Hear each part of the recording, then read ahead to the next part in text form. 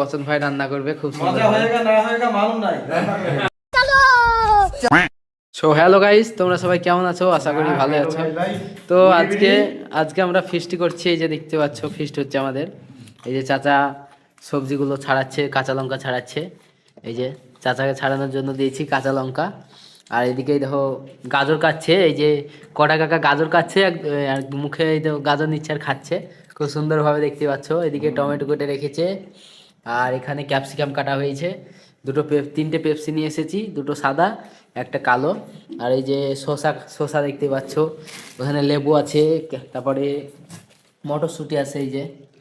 এই যে আরেকজনকে পাচার করছে, একটা খাবে এবার, চাচা একটা খাবে, চাচাকে একটা দিচ্ছে, খুব সুন্দরভাবে খাবে এবার, দেখাচ্ছি তোমাদেরকে। এই যে রান্নার কাজের কাটা বাছার কাজ চলছে সেটাতে ওরা খেয়েছে বেশি। যে গাজরটা বের করে রাখলাম প্যাকেট থেকে, এক্ষুনি একটা দুজন মিলে একটা শেষ করে দিল। আর এই যে এখানে রাখা আছে কাজু কিশমিশ, এখানে রাখা আছে। এই যে দেখতে পাচ্ছ কত সুন্দরভাবে আমরা আজকে রান্নার কাজ করছি। আমরা খ্যাপসা বানাবো আজকে খুব সুন্দরভাবে।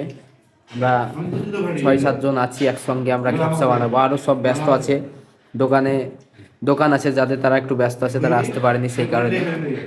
এই যে আমরা এখানে রান্না করব। এই যে এখানে আমাদের চা হচ্ছে, এই যে দেখতে পাচ্ছ, সকল মিলে একসঙ্গে খাওয়ার জন্য আদা দিয়ে চা খুব সুন্দরভাবে। এই যে বচন ভাই নিয়ে চলে এসেছে ডাম, এই ডামে রান্না করব।